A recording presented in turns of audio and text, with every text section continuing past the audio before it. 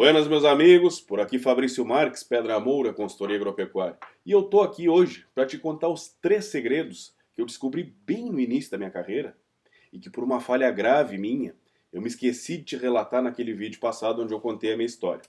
Falando nisso, se tu ainda não assistiu, fica tranquilo, porque ele está disponível no canal. Eu vou deixar o link dele aqui na descrição desse vídeo e também nos cards. Depois tu dá uma conferida com calma lá, que com certeza vai ficar mais fácil de tu entender todo esse contexto, porque hoje eu vou pegar uma parte da história, uma parte crucial da minha história que eu deixei de contar e que inclusive, sem sombra de dúvidas, é o que me serviu de alicerce, de embasamento para que eu pudesse atuar como consultor, que foi o passo seguinte, depois desse relato que eu vou dar para vocês. E dentro dessa passagem da minha história, do início da minha carreira, que são 2 safras dentro da mesma propriedade, estão os tais dos 3 segredos que eu descobri. O primeiro deles, muito cedo, que inclusive foi o que me levou para dentro dessa propriedade, é que os nossos problemas são muito mais operacionais do que técnicos.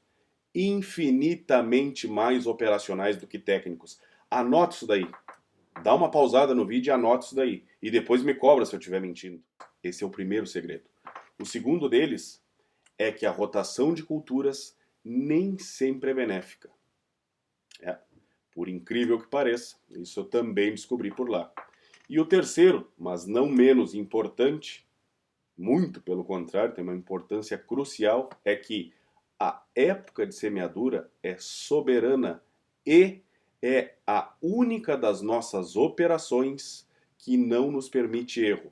Uma vez errada a época de semeadura, se a gente semeou a lavoura fora da época, não tem mais como corrigir. A gente não consegue tirar aquela lavoura de fora da época e colocá-la dentro da época naquela mesma safra. Ou seja, errou esta operação, babau, só na safra seguinte.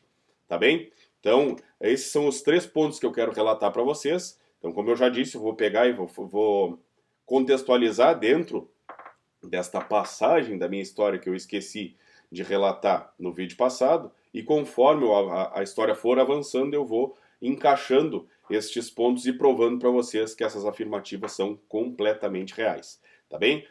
Hoje comecei com o mate recostado aqui, uma maneira diferente da gente começar o vídeo. Vamos rodar a vinheta agora para dar tempo de tomar um gole de mate e a gente já segue o baile daqui para frente. Vamos lá! Prender e fogo!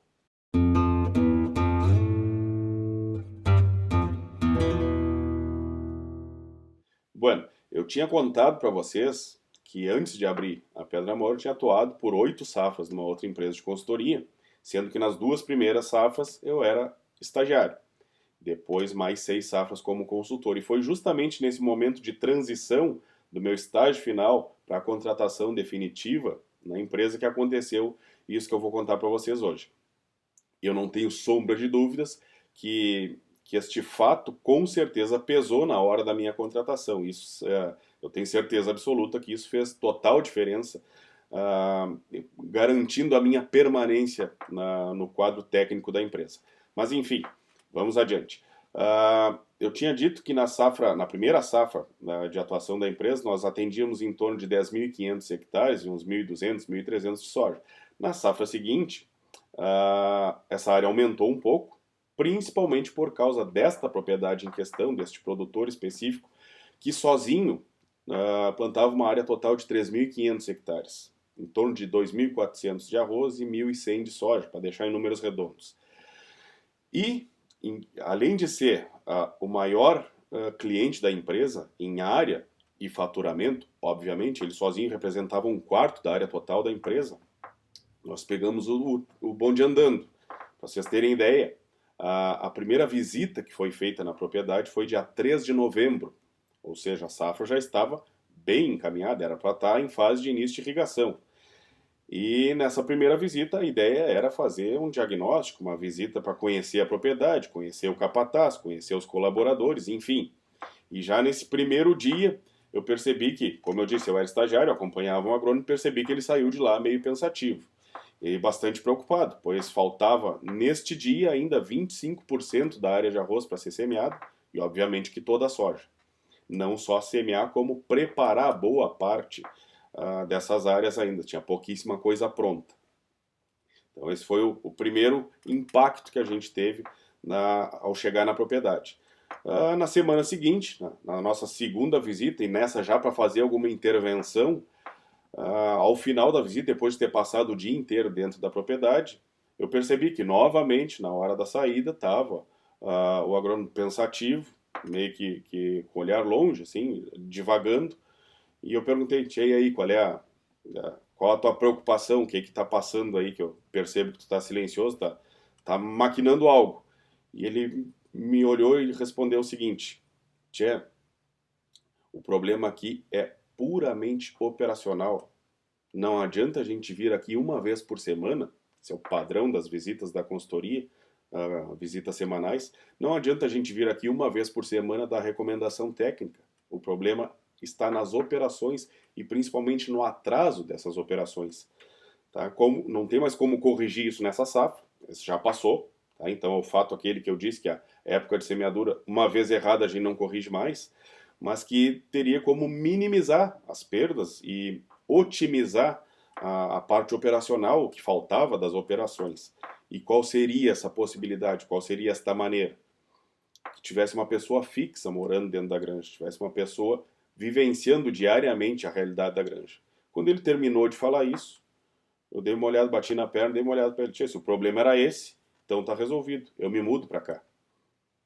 E daí ele me olhou, de certa forma até meio surpreso, mas já com um alívio no peito, mas eu me lembro muito claramente que ele me disse assim, tia, para a empresa, para nós seria o ideal, tá? Sem sombra de dúvida, tu seria os meus olhos aí dentro, mas para ti especificamente, terminando o teu estágio final, acho que tu vai perder um pouco, tu vai deixar de rodar comigo, de vivenciar outras realidades, de viajar para outras regiões. Eu disse, tia, não é a questão, esquece a minha situação, a gente tem que pensar agora no principal problema que a gente tem, é esse, então vamos resolver. E ele concordou, então tá bem, vamos então conversar com o produtor, conversar com o capataz e ver a possibilidade de te mudar para cá. Então foi disponibilizado uma casa para mim, uma moto para eu andar dentro da granja, uma CG 125 inclusive, não foi nenhuma Bros com rodado cross, né? Mas naquela altura, se me desse um cavalo para andar já estava servindo, né? Eu precisava era me movimentar dentro da granja, afinal de contas, uma área de 3.500 hectares dava bastante correria, embora morando dentro da granja. E no dia 27 de novembro, num domingo à tarde, eu chego de muda na granja, onde eu permaneci até o final da colheita. Me fui até maio, vivenciando a realidade da granja. E já nessa primeira semana, nessa minha chegada dentro da propriedade, para deixar mais claro para vocês, faltava, como eu disse, no início de novembro faltava 25% da área de arroz para ser semeada, só que as primeiras áreas semeadas de arroz tinham sido entre o dia 25 e 27 de setembro. Ou seja, eu cheguei na propriedade dia 27 de novembro. Então tinha mais de 60 dias que as primeiras áreas tinham sido semeadas e a lavoura estava sem água, sem herbicida, enfim, sem o manejo. O manejo ainda não havia sido começado porque faltava plantar uma parte da área, faltava preparar toda a área de soja e semear a área de soja também. Então a minha meta, nesta semana, chegada na propriedade, foi uma meta bastante desafiador, inclusive eu cheguei no domingo de tarde, como eu já disse, e na sexta de noite, de sexta para sábado, marcava uma chuva. E a minha missão nesta primeira semana era colocar herbicida e ureia em pelo menos 900 hectares.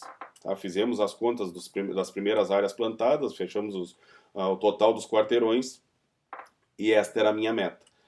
O capataz, inclusive, bem contrariado, porque preocupadíssimo, porque não tinha capacidade de irrigar 900 hectares assim da noite para o dia, mas nós, com base na previsão do tempo, tomamos a decisão de jogar no risco, na verdade confiando na previsão do tempo e potencializando a operação. Então a resposta que foi dada para eles, tia, não te preocupa, que aquele banho, aqueles 4, 5 dias que a gente precisa da evolução da água, da irrigação, para garantir o aproveitamento da ureia e a ativação do herbicida, este papel é São Pedro que vai fazer para nós. Depois tu vai regulando a água conforme a gente conseguir, conforme a capacidade do sistema de irrigação e dos aguadores, mas não dá mais para a gente segurar essa operação. A lavoura já está nos passando por cima, estava uma mato competição violenta e nós precisávamos o quanto antes parar aquela sujeira e entrar com a ureia, porque o arroz já estava mais do que perfilhado no seco. Então assim foi, na minha primeira semana eu tinha essa meta. A propriedade tinha pulverizador e avião próprios, e a minha meta era propriedade, aliás, quarteirão que tinha risco de deriva, que tinha algum perigo para pulverização, fazia de pulverizador, e o que era mais tranquilo metia de avião. Então nós estávamos fazendo aí, como o avião era próprio, e a pista era próxima das lavouras que estavam sendo aplicadas, nós tínhamos um rendimento em torno de 70 hectares por hora no avião, e o pulverizador aplicando o dia inteiro fazia de 90 a 120 hectares. E nessa toada aí a gente pegou, na segunda-feira, às 5 da manhã eu já estava na pista, inclusive essa primeira safra eu morei na pista praticamente, porque como estava tudo atrasado, estava sempre com coisa por fazer, e depois emendou com as aplicações da soja também, obviamente que daí no avião a gente usava só os fungicidas, né, mas o pulverizador fazendo as dessecações da soja e o avião não parava, enfim. Então a propriedade tinha a cambona, né, tinha o hotel da granja lá que fazia boia para os funcionários, e eu ia para a pista geralmente antes de clarear e anoitecia na pista. Então eu recebia a minha vianda também dentro junto com o resto dos funcionários que estavam, os colaboradores que estavam trabalhando conosco nessa empreitada aí, e geralmente comia na sombra da asa do avião, porque era só uma pausita leve ali na hora da boia, só dar uma baixadita na boia e a gente seguia metendo-lhe ficha. Então nesta semana, como eu relatei para vocês que na sexta marcava a chuva, organizei. O pessoal foi muito bom, o pessoal que foi para a pista comigo, a parte da equipe que estava me ajudando comprou a causa, e nós na quinta-feira conseguimos terminar, com um dia de antecedência. Eu me lembro de estar saindo da pista, voltando para a sede, com a caminhonetinha da aviação, que tinha rádio, né?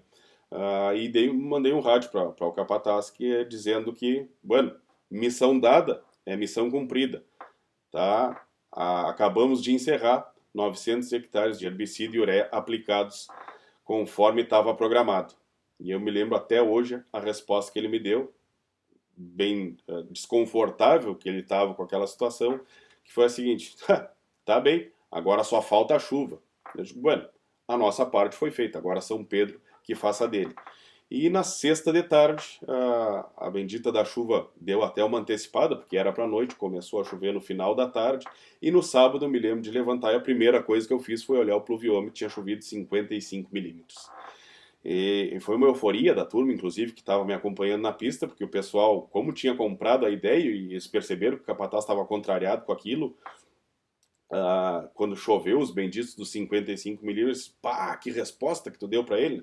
Eu disse, não dei resposta nenhuma, na verdade a gente só confiou na previsão do tempo, usamos a ferramenta para uma tomada de decisão e fizemos o que estava ao nosso alcance, esperando que São Pedro fizesse a parte dele, e acabou sendo feito. Então a gente teve o êxito por organização. Então está, que sorte que deu, que choveu em cima. Não teve nada de sorte, teve planejamento e execução, ou seja, puramente questões operacionais.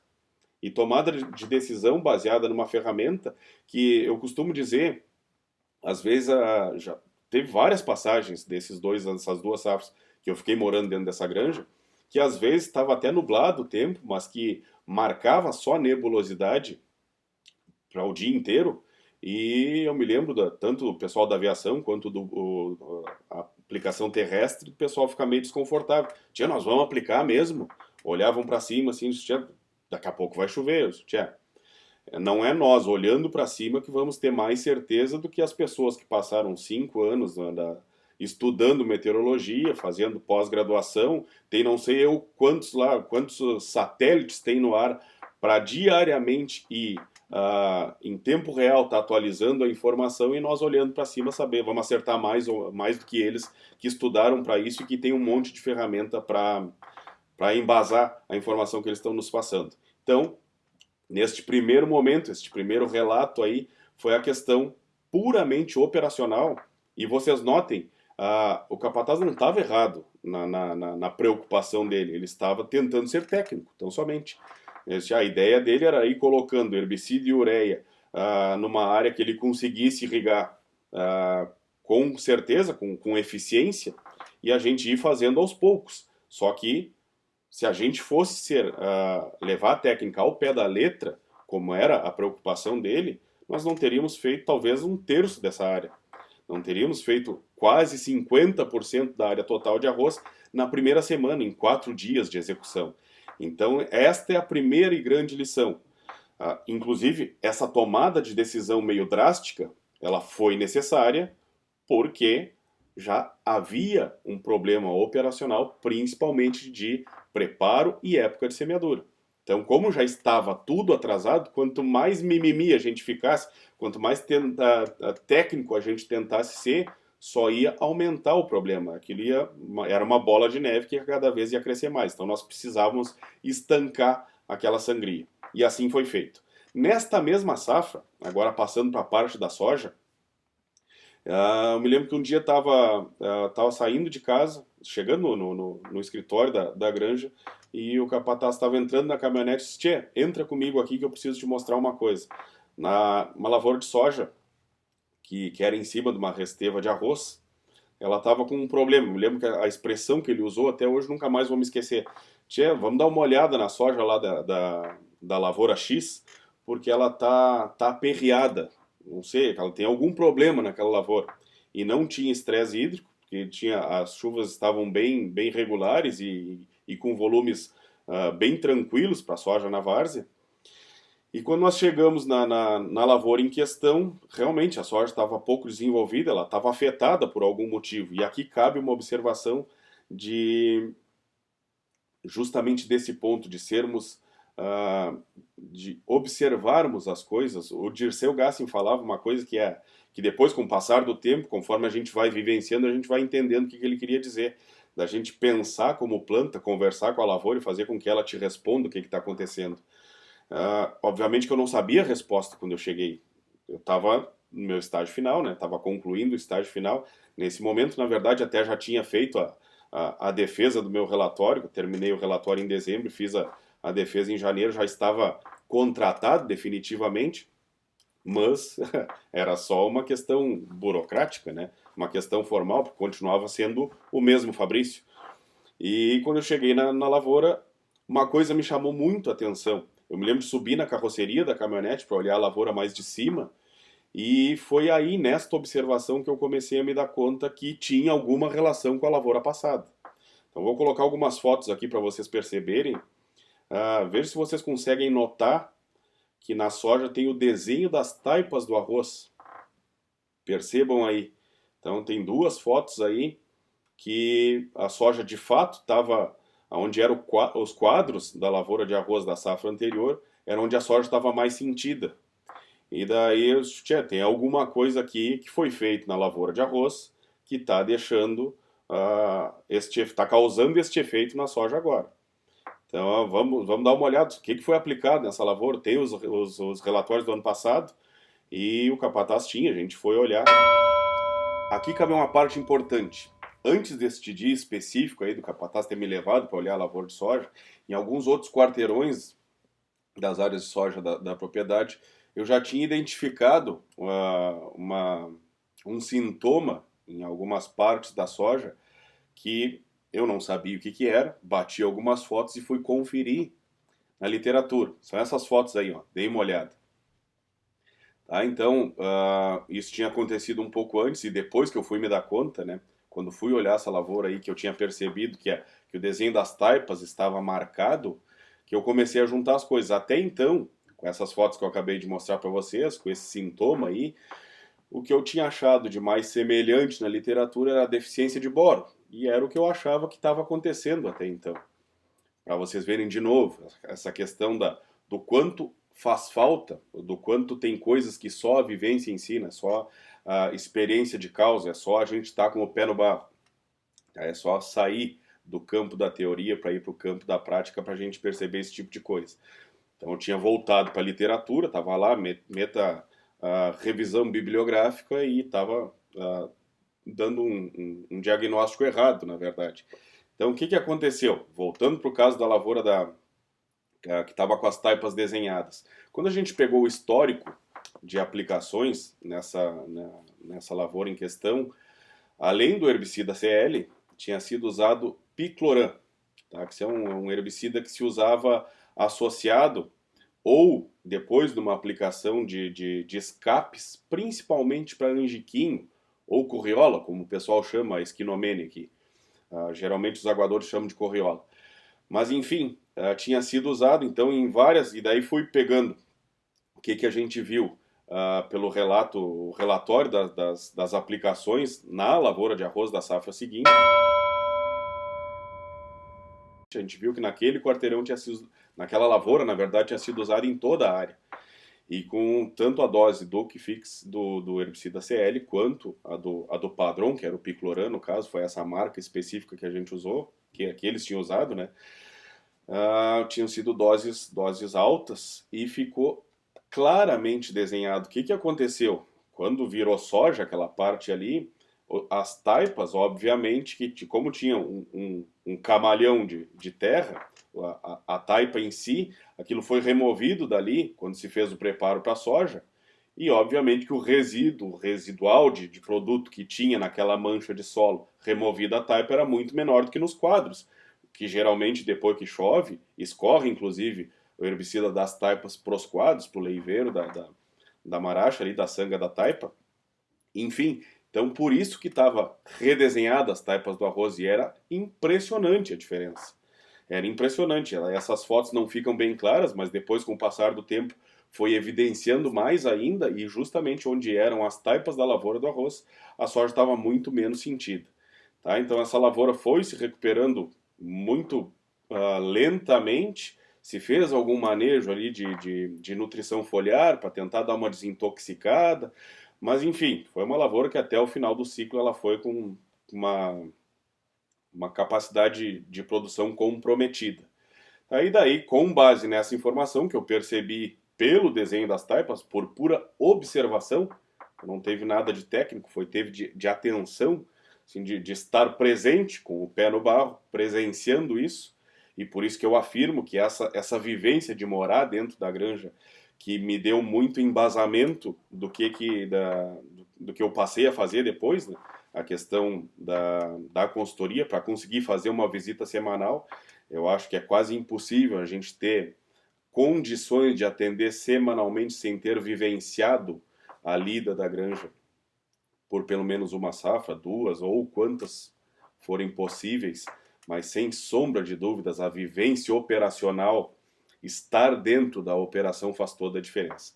Mas, voltando à questão técnica, então, a partir deste momento que eu percebi que nesta área específica tinha este problema do herbicida, comecei a mapear. Então peguei o relatório das aplicações da safra seguinte, todos os quarteirões que havia sido usado esse produto em questão, fui olhar e, de fato, a soja estava toda ela com o mesmo sintoma, inclusive essas fotos que eu mostrei para vocês achando que era deficiência de boro, aquele encarquilhamento, lembrando que o picloram é um herbicida hormonal, então causa esse encarquilhamento nas bordaduras da folha da soja. E o que a gente percebeu mais ainda? Essa área em questão, que estava com as taipas desenhadas, foi soja de novo no ano seguinte. E novamente causou o efeito. Ou seja, esse herbicida, quando a gente entra com a rotação de culturas, e por isso que eu falei no início do vídeo que nem sempre ela é benéfica, tem coisas, tem operações, tem tomadas de decisões, tem manejos que se faz numa cultura que não dá mais para fazer a partir do momento que a gente vai encaixar outra na sequência. Então este produto, embora sendo extremamente eficiente, era um produto muito eficiente para este escape de planta daninha especificamente que eu relatei para vocês, mas estava completamente fora de questão. Isso não tá fora da recomendação, não pode ser usado.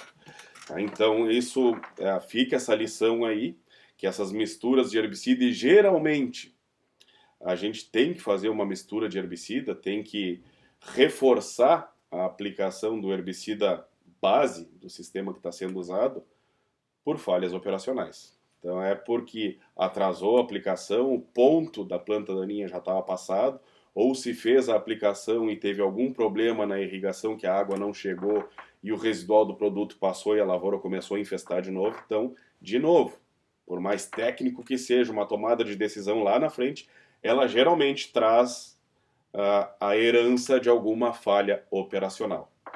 Então, dá para fazer um encaixe nessa parte aqui também, falando deste herbicida especificamente, que esse é um herbicida, na verdade, que é mais de área de pastagens. Inclusive tem esse e tem o Tordon, que é uma mistura de 2,4-D com picloram, que é o que mais se usa nas pastagens. Tem uma eficiência muito boa para folhas largas nas pastagens, embora em pastagem consorciada, onde tem leguminosa, já é um problema, porque nenhum dos dois herbicidas dessa, seja o picloram puro ou ele é associado com 2,4-D, nenhum deles é seletivo para as leguminosas, inclusive tem uma eficiência muito boa, e acaba que se tiver trevo, cornichão na área, ele vai deixar só a gramínea. Então já é um manejo mais difícil.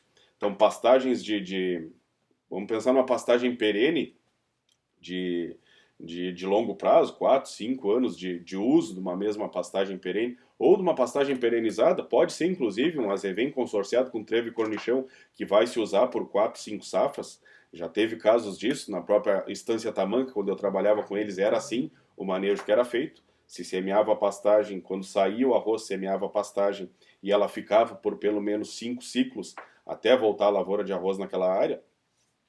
Então, de novo, a operação de estabelecimento dessa pastagem nesse primeiro ano tem que ser muito bem executada para que a gente consiga levar essa pastagem limpa por 4 ou 5 anos sem precisar usar herbicida. Ou se tiver que usar algum herbicida para a folha larga, às vezes tem bastante escape de senécio, buva nessas áreas consorciadas em rotação com soja, tem escapado muita buva. Isso é um tema que a gente vai abordar num vídeo em sequência aí, vocês fiquem atentos, que até dando já um spoiler, a gente vai fazer um vídeo específico falando dos perigos da ILP. Então, aguardem que em seguida vai vir um vídeo falando sobre isso, de várias situações, e uma delas é essa questão dos herbicidas aí que eu estou falando. Então, nos falta ferramenta no Brasil. No Uruguai tem bastante opção, tem algumas opções para fazer limpeza de pastagens via manejo químico de alguns herbicidas que são seletivos para leguminosas, mas que no Brasil eles não têm registro. Tá? Mas enfim, era só uma parte aqui para a gente ver que a função da integração ela está de fato integrada, então a gente vai emendando um assunto no outro, e essa questão da rotação de culturas, a gente, a partir do momento que integra as coisas, começa a rotacionar uma cultura e tem uma na sequência da outra, a gente vai ter que começar a adequar o manejo também, para que o sistema todo se beneficie e não pode com que uma cultura deixe um prejuízo, deixe algum problema, alguma herança negativa para o seu sucessor. Tá bem? Então, essa parte operacional, que já emendou um pouco de parte técnica, ocorreu tudo na primeira safra. Mas, como eu disse para vocês, eu fiquei 2 safras dentro desta propriedade, especificamente. Na safra seguinte, já me mudei para a granja em agosto. Então, como neste ano era o nosso segundo ano de consultoria dentro da mesma propriedade, a gente já conseguiu encaixar muito melhor o sistema, porque vocês lembram que eu falei em 1.100 hectares de soja. Toda essa área de soja a gente colheu e transformou em arroz, então já começou a fazer o famoso ping-pong. Lembrando, eu acho que eu não relatei no início do vídeo, essa safra em questão foi a de 2011. Tá? Então me mudei para a propriedade dia 27 de novembro de 2011. E na sequência, a safra 12 e 13, foi o nosso segundo ano dentro da mesma propriedade, a gente já tinha então 1.100 hectares de resteva de soja, que foi colhido em Itaipava, e 300 hectares de preparo de verão, que neste momento não teve integração com a pecuária, se fez a área cedo, em janeiro, fevereiro, mas no total da área de arroz aí a gente já passou de 50% da área do arroz pronta cedo, então com resteva de soja e preparo de verão. Obviamente que na safra seguinte a gente conseguiu ter um êxito, e a nossa meta era, o nosso principal desafio era plantar toda a lavoura dentro da época. E a gente terminou dia 28 de outubro. Então, para quem se lembra, foi num domingo que era segundo turno das eleições em Pelotas. Eu voltei da granja quase perdi o horário de votação, porque enquanto a gente não entrou com todas as máquinas no último quarteirão que faltava da lavoura de arroz, que era 30 e poucos hectares, isso às 13h30 da tarde, e fechava o horário de votação às 17 horas, então às 13h30 eu já estava na lavoura com o meu carro carregado, e quando todas as máquinas entraram no último quarteirão, eu me toquei para a cidade para vir chegar a tempo de votar, mas nessa safra a gente concluiu a semeadura dia 28 de outubro. Então, toda a área de arroz, a gente reduziu um pouco a área de arroz para 2.200 hectares e conseguimos, mesmo tendo boa parte da área ainda que era arroz sobre arroz, que tinha que se preparar a resteva, a gente ainda conseguiu obter êxito. Tá? Mas, obviamente, que aqui já entra o benefício da rotação, do encaixe do sistema, que, obviamente, as lavouras que a gente conseguiu plantar primeiro eram as restevas de soja, que já tinham o benefício da rotação, tinham mais época de semeadura e, obviamente, que colheram mais. Tá? Eu quero chamar a atenção para vocês aqui, então, essa questão específica da época de semeadura. Então, o primeiro ponto, tá? Eu já relatei essa questão da gente aproveitar as restevas de soja, só colher em Itaipá, isso tá já é senso comum. A questão dos preparos de verão, que isso tem diminuído, o pessoal tem feito muito mais ping-pong e pouco preparo de verão, mas é uma opção e eu acho que isso é fundamental para a gente conseguir encaixar a pecuária, ter uma pastagem ainda antes dessas áreas de resteva de soja. A gente consegue, num preparo de verão feito em janeiro, fevereiro, final de fevereiro, semear a forrageira de inverno para até metade de abril essa área já está dando boca, então ela dá boca antes. Esse é um equívoco achar que as primeiras pastagens que dão boca são as de resteva de soja. Se a gente tiver a opção de preparo de verão, e obviamente que isso passa por um ajuste da propriedade, um ajuste, uma adequação da área total plantada, mas tendo a opção do preparo de verão, são essas as pastagens que vão dar boca antes, tá? Mas enfim, estou misturando um assunto no outro aqui. Então eu quero chamar a atenção, depois de dar essa embaralhada nas questões, mas de novo, né, um assunto vai puxando o outro, mas vamos focar, vamos voltar para a questão da época de semeadura especificamente. Eu quero chamar a atenção, mostrar essa foto para vocês aí, que como eu disse, uma boa parte da área era arroz sobre arroz, e como que a gente conseguiu fazer para ter toda a área pronta, sendo uma parte arroz sobre soja, uma parte sobre preparo de verão e outra parte arroz sobre arroz. Nessa parte que era arroz sobre arroz, tem um segredo fundamental. A gente tem que se dar conta, e de novo, é puramente operacional. O preparo já começa na colheita. E vocês notem essa foto aí, a metade do quarteirão está com taipa, isso é final de maio, arroz sobre arroz. A metade do quarteirão está com taipa e a outra metade a gente só conseguiu fazer as taipas às vésperas do plantio em setembro. Por quê? Porque como vocês estão vendo na foto aí, o tipo de equipamento que tinha na colhedora fez diferença. Aonde só tinha saca-palha, espalhador de palha, o volume de palha que sobrou dentro da área não nos permitiu entaipar. E no outro lado da foto, onde tinha o picador espalhador de palha, a distribuição e o tamanho da palha que ficou da resteva nos permitiu que fizesse as taipas cedo.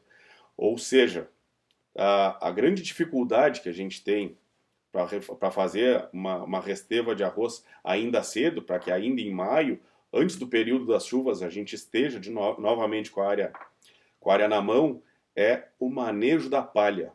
Ou seja, essa palha já na colheita, o tipo de equipamento na colheitadeira vai fazer diferença. E o que nós vamos fazer imediatamente após a colheita? Se vai empilhar vaca, fazer rolo vaca, se vai meter de grade, incorporar essa palha o mais rápido possível, se vai ser com rolo faca, enfim. Seja qual for a alternativa usada, novamente, são decisões puramente operacionais, mas que devem ser feitas, essa decisão deve ser tomada imediatamente. Na verdade, até antes da colheita, a gente já tem que ter a estratégia montada para tal lavoura, o que nós vamos fazer, nessa bota gado, nessa bota as máquinas com picador, espalhador de palha, nessa já entra com rolo faca, nessa entra com a grade, enfim. Mas a gente já tem que ter a estratégia montada para que a gente consiga, ainda em maio, antes do período das chuvas, estar com esta área novamente apta para receber o arroz quando voltar o seu período ideal. Tá bem? Então essa foi as alternativas que a gente usou, foram 3 alternativas, vamos relembrar. tá? Para deixar bem frisado, arroz sobre soja, colhe a soja em taipa, preparo de verão e nas áreas que é arroz sobre arroz, o manejo da palha deve ser feito, deve ser iniciado ainda na colheita. Tá? E agora, para encerrar o vídeo, a questão que eu disse que a época de semeadura é soberana, eu quero apresentar para vocês 2 cases que aconteceram dentro desta segunda safra. Lembrando que a safra 12 e 13, então a maior parte da área era Puitá a cultivar, tá? E nós tínhamos dos 2.200 hectares de arroz, tinham 300 hectares de híbrido, era a Vax, o híbrido que a gente usou na época. Então, dessas 2 cultivares, tem um relato de caso para mostrar para cada uma delas, tá? Com números reais. Eu tenho a minha planilha de controle, como eu morava dentro da granja, eu vou mostrar para vocês das colheitas que a gente teve, das primeiras lavouras, as que foram semeadas cedo, eram resteva de soja, enfim, o benefício do sistema fazendo com que a lavoura, além de ter sido mais barata, porque não se fez preparo, a gente plantou cedo e colheu mais, tá? Mesmo em uma delas tendo ocorrido, na verdade nas 2 delas tem problema, tá? Já estava começando a aparecer escape de capim, arroz resistente, eu vou mostrar para vocês as fotos, umas manchas de infestação que a gente olhando a lavoura até se surpreende com o resultado da colheita, mas mais uma vez prova que época de semeadura é soberana. A tendência é que a lavoura do cedo seja feia. A gente tem que decidir, na verdade, o que quer. Se quer uma lavoura para bater foto ou para encher o bucho dos graneleiros, como eu gosto de dizer. Então a gente quer, a tomada de decisão é tua. Vai decidir, tu quer uma lavoura para ser foto de capa de revista ou uma colheita para ser capa de revista. Então essa é a tomada de decisão que tem que se ter. Bueno, e para encerrar o vídeo então, esses cases de produtividade que estão diretamente relacionados ao sistema de produção e à época de semeadura. Então, só para contextualizar, na primeira safra, aquela que nós chegamos na propriedade no dia 13 de novembro, que faltava 25% da área para ser semeada, a área do arroz, era 100% Puitá, tá? Eram 2.400 hectares de Puitá, 2.426 para ser bem exato. Para quem não conhece, o Puitá é uma cultivar que tem um apelo muito mais para qualidade do que para produtividade, e colher 8 toneladas, 160 sacos nessa cultivar, aí ela é motivo de comemoração já. É mais ou menos o teto dela, às vezes passa, mas é mais ou menos esse padrão, não dá para esperar muito mais do que isso. Tá? Como ela é paga por qualidade, então a expectativa é que mesmo colhendo menos, se tem uma boa rentabilidade com ela. Era para ser, mas não vamos entrar nessa seara. Enfim, então nesta primeira safra, que a gente chegou com o bonde andando já, a produtividade final da fazenda foi 152, lembrando que era 100% de Puitá e que o teto dele gira em torno de 160 sacos, 8.000 quilos, 8.000 e pouco. Então, ainda assim, com todo o atraso que teve, aquele avanço da eficiência da operação que a gente conseguiu imprimir com a nossa chegada dentro da propriedade, ainda se aproximou, a colheita ainda se aproximou de uma expectativa razoável. Na safra seguinte, que a gente conseguiu fazer a semeadura toda dentro da época e já ter o benefício de mais áreas com rotação de soja, alguma coisa de preparo de verão, a produtividade final foi 166,5. Então a gente teve um incremento de produtividade por adequação de sistema e principalmente por época de semeadura de mais de 1 tonelada, 24 sacos e meio. Aumentou a produtividade da fazenda. Então é isso que eu vou mostrar para vocês agora. Vocês notem aí, essa imagem, ela é do meu controle por lavoura e por aguador. E percebam que parece que eu montei a ordem da planilha por ordem de produtividade. E não é. Ela é a ordem de semeadura das lavouras, que conforme a gente foi semeando, eu fui botando elas na planilha e depois fui só anotando a produtividade. Então vocês notam que as primeiras partes aí, em amarelo e azul, eram as áreas que a gente tinha rotação com soja e preparo de verão, e as últimas 2 partes, o verde e o laranja aí, eram arroz sobre arroz.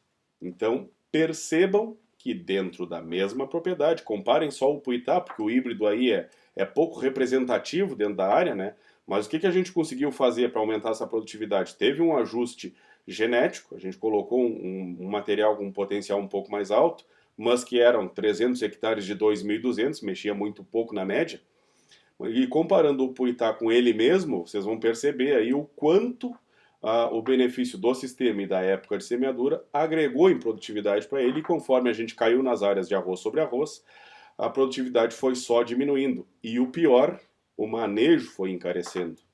Então, esses cultivares nestas áreas tiveram um manejo de herbicida e de fungicida mais caros, porque foram arroz sobre arroz tem um potencial mais baixo, e conforme vai se avançando para o final do mês de outubro, a gente se aproxima de novembro e começa a ficar um pouco mais perigoso, questão de suscetibilidade à brusone, enfim. Mas cabe então aqui mais uma parte em tudo que a gente está falando, que época de semeadura considerada pela literatura, estando dentro do mês de outubro, ainda está garantido, segundo o manual das boas práticas, está garantido dentro da época. Mas, pessoal, integração lavoura-pecuária, rotação de culturas, a gente tem que terminar o arroz, tem todo nesta área específica, tinha mais de 1.000 hectares de soja para plantar, a soja a gente não conseguiu deixar toda dentro do mês de novembro, ficou uma parte, 135 hectares, ainda foi pequeno, 10% da área total, mas ainda assim tivemos um pedaço da lavoura de soja semeada dentro do mês de dezembro. E o que eu quero dizer com isso? Que a época de semeadura do arroz, a gente tem que puxar o quanto antes melhor. Então vai semear de meados de setembro a meados de outubro, para que em seguida, ainda na última semana de outubro, se tiver condição e a previsão permitir, começar com soja na várzea, começar a semear soja ainda dentro do mês de outubro, para que toda a lavoura termine dentro da época, que a soja também fique dentro do mês de novembro. Tá? Mas enfim, uma parte aqui só para a gente entender o contexto da importância destas questões de operacionais, né, das questões da eficiência das operações, mas vamos voltar para então a questão da produtividade, porque esse vídeo está ficando bastante longo já. Embora tenha muita informação nele, e eu não estou preocupado com o tempo, e sim em passar, de fato, bastante informação para vocês, ser bastante profundo. Então a questão, já viram aí a produtividade total, mas tem algumas produtividades destacadas em amarelo. Então a questão do Puitá, notem aí esta produtividade de Puitá de quase 200 sacos, 193 sacos. Essa foi a primeira lavoura que a gente semeou. Era uma área muito limpa, além de ser resteva de soja, dentro da fazenda era uma área que tinha um histórico de ser mais limpa, de potencial produtivo mais alto, e o objetivo era salvar semente para uso próprio, conforme a legislação permite, né? Então, dificuldade de custo, que vários de vocês sabem bem como é que é essa situação, e o produtor queria salvar uma parte da colheita para fazer semente para uso próprio, e a gente não pode proibir. Se a lei permite, não somos nós, consultores, que vamos proibir. Embora a gente ache que fazer semente é diferente de fazer grão, e que quem faz semente tem um manejo diferenciado. A gente usou uma estratégia diferenciada de manejo nesta área específica aí, por saber que o produtor ia querer salvar, mas não é uma recomendação.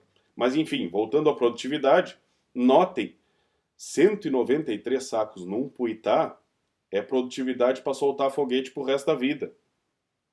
E agora olhem a foto pré-colheita. Eu estava dentro da colheitadeira junto quando a gente ia entrar colhendo, no primeiro dia de colheita, dia 18 de fevereiro. Então percebam aí o que tem de escape de capim e arroz.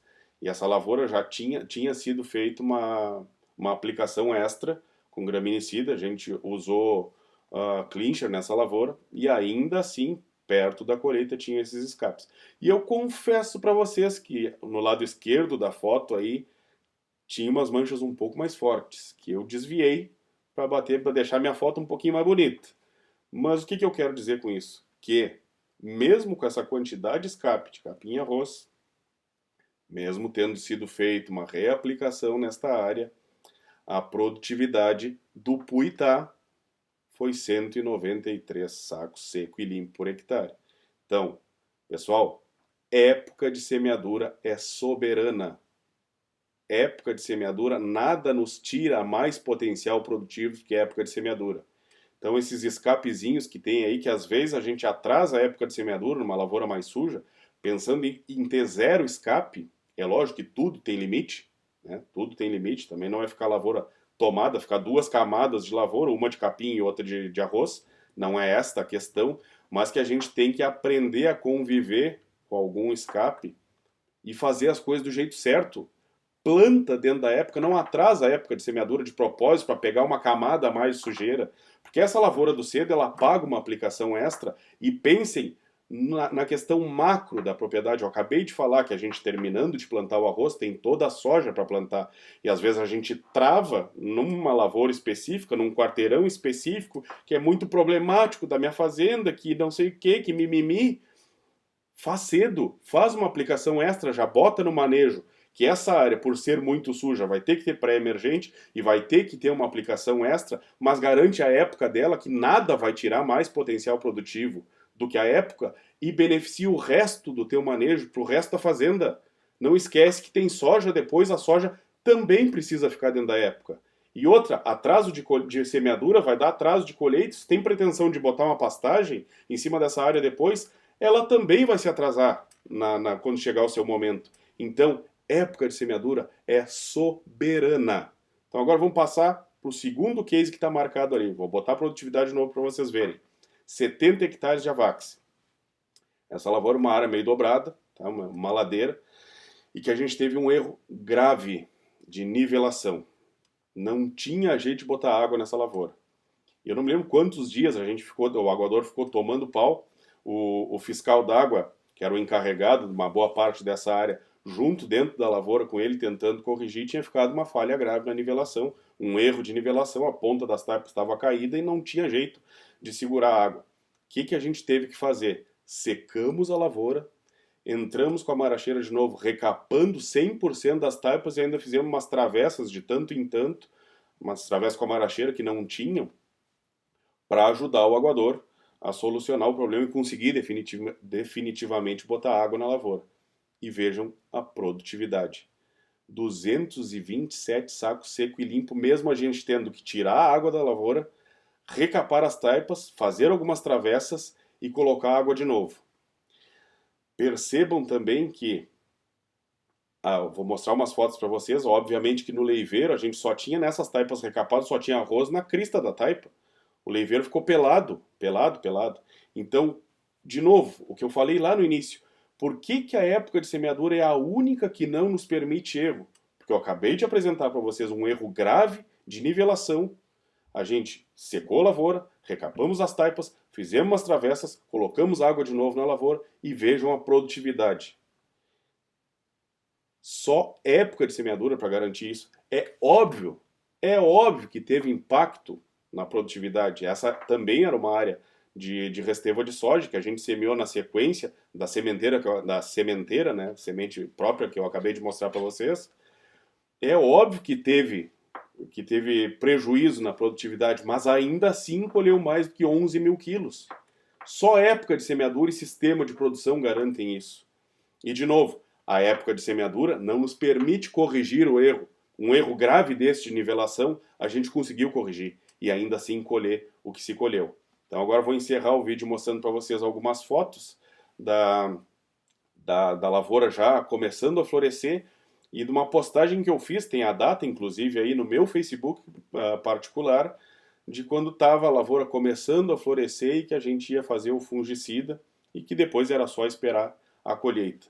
Então, pessoal, reforçando os 3 pontos, os 3 segredos que eu aprendi botando o pé no barro. Os nossos problemas são muito mais operacionais do que técnicos.